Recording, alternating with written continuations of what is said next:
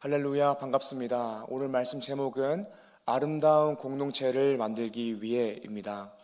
오늘은 2026년도 한 해 동안 리조 청년교구를 섬길 회장을 선출하고 세우는 날입니다. 우리가 이 날을 맞이해서 우리가 2026년도에 아름다운 공동체를 만들기 위해서 어떻게 되는지 말씀을 통해 나누고자 합니다.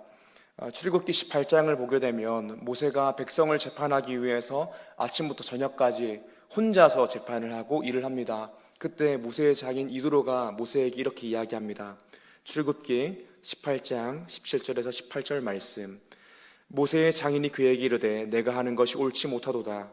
너와 또 너와 함께한 이 백성이 필경 기력에 새하리니 이 일이 내게 너무 중함이라. 내가 혼자 할 수 없으리라. 아멘.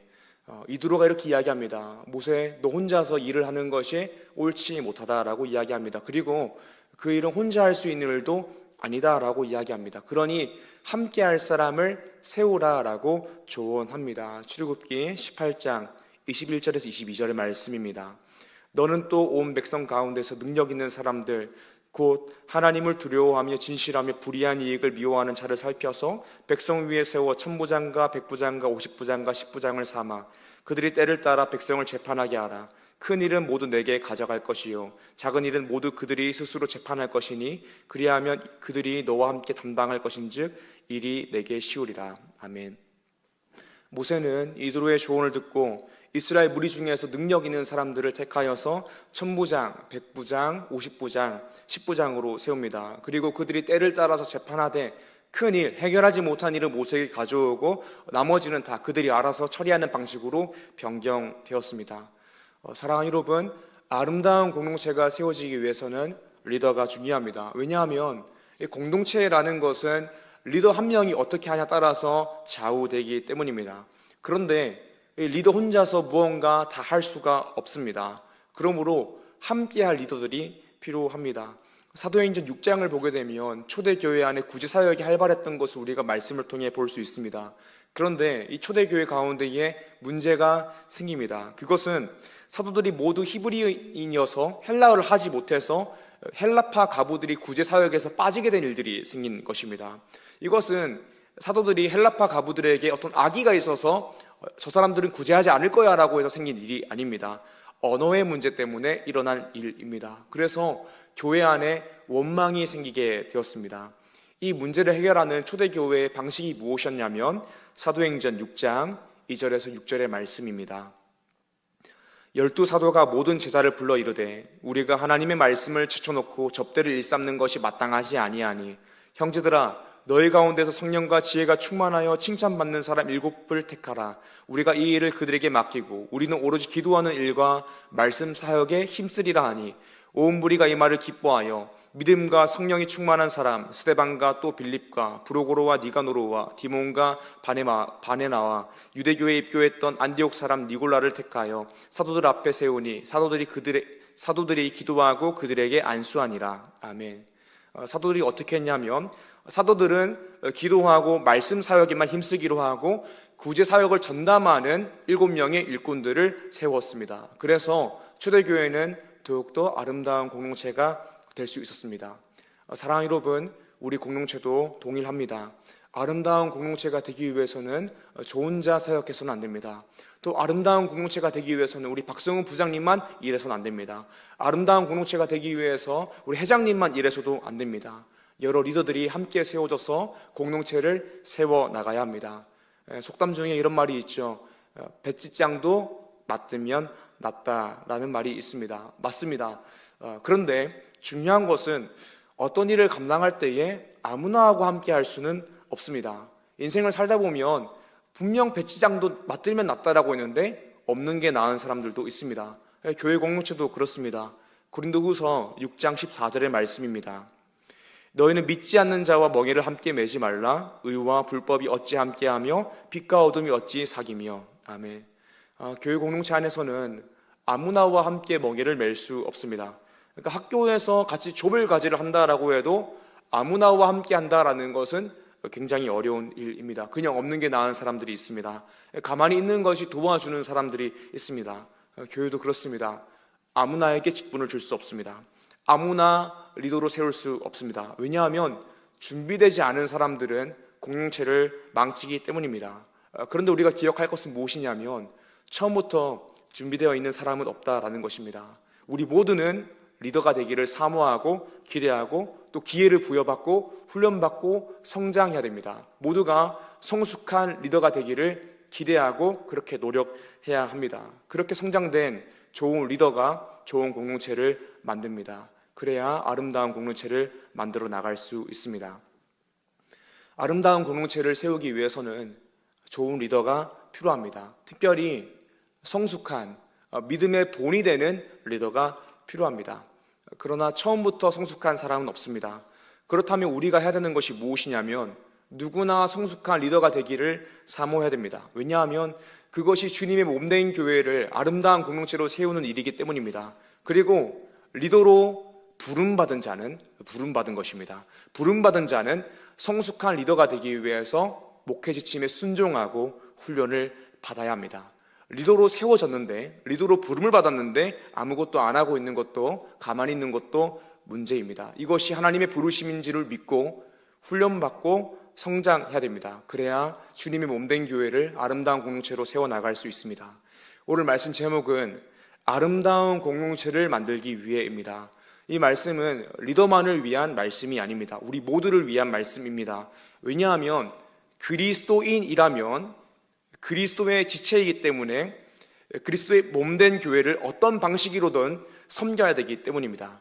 사랑하는 리조 청년 여러분, 오늘 말씀을 통하여서 그리스도의 지체된 그리스도인답게 주님의 몸된 교회를 아름답게 세워나가는 리조 청년 한 사람 한 사람 되시기를 주님 이름으로 축복합니다. 아멘. 아름다운 공동체를 만들기 위해서 어떻게 해야 될까요? 말씀 첫 번째입니다. 첫 번째로는 예수 안에서 한 마음을 품어야 합니다. 서론에서도 말했듯이 백지장도 맞들면 낫다라고 했습니다. 그런데 실제 현실을 살아보면 함께하지 않는 게 나은 사람들이 있습니다. 알바를 하거나 직장에서 일을 해도 그냥 없으면 더 효율적이겠다, 저 사람이 없으면 스트레스 안 받고 더 일을 잘할 수 있겠다라는 생각이 드는 사람들이 있습니다. 왜 그럴까요? 같이 모였지만 한 마음을 품지 못해서 그렇습니다. 저번 주에 금요 기도회 하는데 어떤 한 청년이 이렇게 이야기하더라고요. 20대 초반에 직장을 다닐 때에 이 직장에 일이 없으면 와 정말 꿀이다, 너무 좋다라고 생각했다라고 합니다. 그런데 이제 30대가 되어서 가족 사업을 같이 하고 있는데 직원이지만 일이 없으면 편하다라는 생각보다 불안하고 걱정이 된다라고 하더라고요. 왜 그럴까요? 직원이지만 사장님과 한 마음을 품었기 때문입니다. 어떤 청년은 카페에서 일을 하고 있는데 카페가 너무 잘 된다라고 합니다.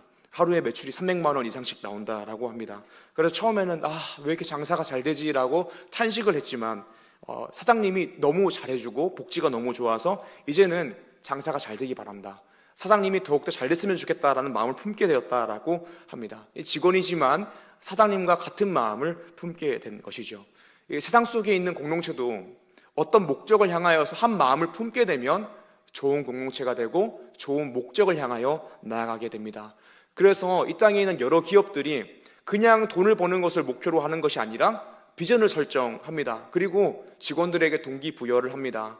설사 돈을 버는 것이 진짜 목표일지라도 돈을 버는 것이 목표다라고 이야기하지 않습니다. 그래서 요즘은 사회적 기업이란 탈을 쓴 기업들이 많이 있죠. 사랑하는 여러분, 세상 공동체도 이렇게 한 마음을 품는 것을 굉장히 중요하게 생각합니다. 그뿐만이 아니라 교회 공동체는 더더욱 그렇습니다. 교회 공동체는 더더욱 한 마음을 품는 것이 중요합니다. 그런데 중요한 것은 그냥 한 마음을 품는 것이 중요한 것이 아닙니다. 한 마음을 품더라도, 같은 마음을 품더라도 기독교 신앙 공동체는 말씀이라는 기준 안에서 한 마음을 품어야 합니다. 즉 예수 안에서 한 마음, 한 기준을 가진 공동체가 되어야 된다라는 것입니다. 우리가 어떤 마음을 품었습니다. 그런데 우리가 함께 품은 그 마음이, 그 한 마음이 그냥 대충 신앙생활하고 먹고 즐기는 즐거운 공동체가 되자라는 마음이라면 문제가 있는 공동체이겠죠. 우리가 어떤 마음을 품었는데 그 마음이 예배드리기를 사모하고 하나님 예배하는 것을 즐거워하는 마음이 아니라 그냥 우리끼리 만나서 노는 것을 좋아하는 마음이라면 문제가 있겠죠. 그래서 예수 안에서 한 마음을 품는 것이 중요한 것입니다. 말씀 2절을 보게 되면 마음을 같이하여 같은 사랑을 가지고 뜻을 합하며 한 마음을 품어. 아멘. 말씀을 보게 되면 마음을 같이하여 같은 사랑을 가지라라고 이야기합니다. 이 사랑이 무엇입니까? 하나님의 사랑입니다. 예수님의 사랑입니다. 바로 복음입니다. 천지의 창조주이신 주님께서 우리를 지으셨고 우리를 향한 크고 놀라운 계획을 가지고 계십니다. 그것은 우리가 하나님을 사랑하고 하나님을 인정함으로 하나님 말씀에 순종하며 살아가는 것입니다. 하나님을 영화롭게 하고 영원토록 그분을 즐거워하며 살아가는 것이 우리를 향한 크고 놀라운 계획입니다. 그러나 우리가 범죄하였습니다. 내가 내 인생의 주인 되고자 하였습니다. 그리고 그 죄의 대가로 우리는 하나님과 분리되었고 사망 선고를 받았습니다. 그래서 모든 인류는 사망 선고받아 죽게 되었습니다. 그러나 주님은 우리를 사랑하셔서 내버려 두시지 않으시고 죄 없으신 하나님의 아들 예수 그리스도를 이 땅 가운데에 보내주셨습니다. 그리고 예수 그리스도께서는 순종하심으로 십자가에 죽으시고 다시 사셨습니다. 우리의 죄 대신에 십자가에서 피 흘려 죽으시고 다시 사셨습니다. 그리고 누구든지 이 사실을 믿으면 영생을 얻게 됩니다. 이 복음의 내용이 우리가 함께 품어야 될 마음이라는 것입니다. 우리는 이 복음 안에서 같은 사랑을 가지고 한 마음을 품는 것입니다. 복음은 우리로 하여금 하나님이 원하시는 사람으로 회복해 만듭니다. 그 인생은 하나님을 즐거워함으로 하나님을 위하여 살아가는 삶입니다. 말씀대로 살아가는 삶입니다. 그래서 우리가 품어야 되는 마음은 예수 안에서 한 마음이 되는 것입니다. 그리고 예수 안에서 한 마음은 66권의 성경, 하나님의 정확무오한 진리의 말씀인 것입니다. 그래서 기독교 신앙 공동체의 근간은 성경 말씀이 되는 것입니다. 정확무오한 하나님의 말씀인 성경이 우리 기독교 신앙 공동체의 근간이 되는 것입니다. 그러므로 모든 성도는 성경을 쫓아 주 안에서 목회자의 목회 지침에 순종할 의무가 있습니다. 그런데 목회자가 아무렇게나 말하는데 우리 성도들이 목회자의 목회 지침에 순종해야 됩니까? 아닙니다. 성경 안에서 목회자가 하는 목회 지침과 목양에 순종해야 될 의무가 모든 성도들에게 있는 것입니다. 성경이 우리 신앙 공동체의 근간이라는 것이죠. 사랑하는 청년 여러분, 리더뿐만이 아니라 우리 모두는 아름다운 공동체를 만들어야 됩니다. 그러기 위해서는 한 마음을 품어야 됩니다. 그런데 그 마음은 어떤 다른 마음이 아니라 예수 안에서 한 마음입니다. 말씀을 기준으로 한 마음입니다. 그렇다면 우리가 어떻게 해야 될까요? 그러기 위해서는 우리는 말씀을 읽고 묵상함으로 우리 마음 가운데의 말씀의 기준을 세워야 됩니다. 그리고 말씀대로 살기 위해서 기도해야 됩니다. 그리고 특별히 여러분들의 공동체의 목회자가 말씀 위에서 목양하기 위해서 기도해야 됩니다. 목회자를 위해서 간절하게 기도하시고 또 리더들을 위해서 기도하십시오. 그래야 우리가 아름다운 공동체를 세워나갈 수 있습니다. 이것이 오늘 말씀 첫 번째입니다. 예수 안에서 한 마음을 품어야 아름다운 공동체를 만들 수 있습니다. 말씀 두 번째입니다. 우리가 아름다운 공동체를 세우기 위해서 어떻게 해야 될까요? 두 번째로는 자기의 일을 돌볼 뿐 아니라 각각 다른 사람들의 일을 돌봐야 한다라는 것입니다. 모든 그리스도인은 교회 공동체 내에서 신앙생활 해야 됩니다. 물론 우리가 말씀을 보게 되면 어떤 것이 성전입니까? 이 그린시티 교회 건물이 성전입니까? 그렇지 않습니다. 하나님의 성령이 거하시는 내가 성전이고 내가 교회입니다. 하지만 우리는 결코 이렇게 이야기해서는 안 됩니다. 내가 성전이고 내가 교회이기 때문에 나는 혼자서도 신앙생활 잘 할 수 있습니다 라고 이야기해서는 안 됩니다. 성령이 거하시면 나의 존재가 성전이고 나의 존재가 교회이지만 하나님은 결코 우리 보고 혼자서 알아서 신앙생활 하라라고 말씀하시지 않았습니다. 영상예배 혼자서 드리고 집에서 알아서 혼자서 신앙생활 하라라고 말씀하시지 않으셨습니다. 공동체로 모여서 신앙생활 하라라고 말씀하셨습니다. 마태복음 18장 20절 말씀입니다. 두세 사람이 내 이름으로 모인 곳에는 나도 그들 중에 있느니라. 아멘. 히브리서에서도 이렇게 이야기합니다. 히브리서 10장 25절. 모이기를 패하는 어떤 사람들의 습관과 같이 하지 말고 오직 권하여 그날이 가까움을 볼수록 더욱 그리하자. 아멘. 말씀을 통하여서 볼 수 있는 것은 무엇이냐면 그리스도인이라면 무조건 공동체로 모여야 된다라는 것입니다. 그렇다면 우리가 공동체로 모여서 무엇을 해야 됩니까? 함께 예배를 드리고 기도하고 말씀을 배우고 교제하고 선교를 감당해야 됩니다. 이 예배와 선교가 우리 공동체의 목적인 것입니다. 그리고 또 우리가 공동체로 모여야 되는 이유가 있습니다. 오늘 말씀 4절입니다. 각각 자기 일을 돌볼 뿐더러 또한 각각 다른 사람들의 일을 돌보아 나의 기쁨을 충만하게 하라. 아멘. 사랑하는 여러분, 그리스도인은 무조건 교회 공동체로 모여야 됩니다. 그 이유가 무엇이냐면 주님께서 기뻐하시는 신앙생활이 내 신앙만 돌보는 것이 아니라 각각 다른 사람들의 일들을 돌보는 것이기 때문입니다. 우리 공동체에 있는 모든 사람에게는, 각각의 사람에게는 서로의 신앙생활을 책임져야 되는 의무가 있는 것입니다. 같은 셀에 소속되면 당연히 내 개인의 신앙이 중요하지만 같은 셀원이라면 그 셀원의 신앙을 우리가 확인하고 책임지고 도와줘야 되는 의무가 있다라는 것입니다. 심지어 함께 예배를 드릴 때에도 우리 가운데에 책임이 있다라는 것입니다. 함께 예배 드릴 때에 나오는 분위기가 있습니다. 그런데 내가 오늘 그 예배에 나오지 않아서 그 분위기가 나오지 않는다면, 50명이 예배 드릴 때 그 분위기가 있는데 40명밖에 없어서 그 예배 분위기가 나오지 않아 원래 예배 드리는 사람들에게 방해가 됐다면 그것도 책임이 있는 것입니다. C.S. 루이스가 네 가지 사랑이라는 책에서 했던 말입니다. 우정의 경우 1대1로 만났을 때보다 여러 사람과 함께 했을 때에 그 다방면의 우정을 키울 수 있다라는 것입니다. 예를 들어 보겠습니다. 준철, 주찬, 순종 이렇게 세 명이 만났을 때에 나오는 모습이 있습니다. 준철 형제와 주찬 형제만 만났을 때 나오는 모습이 있지만 이 세 명이 만났을 때 나오는 모습이 있습니다. 준철 형제에게는 주찬 형제가 무슨 말을 했을 때 이게 볼 수 있는 반응과 모습과 표정이 있습니다. 순종 형제에게는 준철 형제가 있을 때에 볼 수 있는 반응과 모습과 표정이 있습니다. 주찬 형제는 순종 형제가 있을 때에 볼 수 있는 반응과 모습과 표정이 있습니다. 그런데 주찬 형제가 만약 결혼해서 청년부 예배를 안 드리게 된다면 준철 형제와 순종 형제는 주찬 형제가 있었을 때에 나오게 되는 그 모습과 반응과 표정을 잃어버리게 되는 것입니다. 책임이 있는 것이죠. 셀 모임도 똑같습니다. 모두가 함께 있을 때, 5명이 다 같이 있을 때에 나오는 모습과 분위기와 나눔들이 있습니다. 그런데 거기서 나 한 사람이 빠져서 그 분위기가 줄어든다면 거기에는 책임이 있는 것입니다. 왜냐하면 우리는 공동체이기 때문입니다. 그래서 우리는 예배, 셀 모임 참석까지 책임을 가지면서 신앙생활 해야 됩니다. 왜냐하면 주님께서 기뻐하시는 신앙생활은 자기 일을 돌보는 것뿐만이 아니라 각각 다른 사람의 일을 돌보는 것이기 때문입니다. 잠언 27장 17절의 말씀입니다.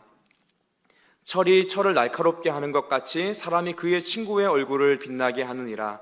아멘. 우리가 서로를 보고 신앙의 동역자라고 이야기하는데, 신앙의 동역자의 의미는 그냥 침묵하고 교제하는 그 정도의 의미가 아니라 철이 철을 날카롭게 하는 것처럼 서로의 존재가 서로의 신앙에 도움이 되어야 합니다. 그러니까 서로가 서로를 만났을 때에 서로를 더욱더 정결한 존재로 만들어줘야 된다라는 것입니다. 우리 모두는 서로의 신앙을 돌보는 존재가 되어야 됩니다.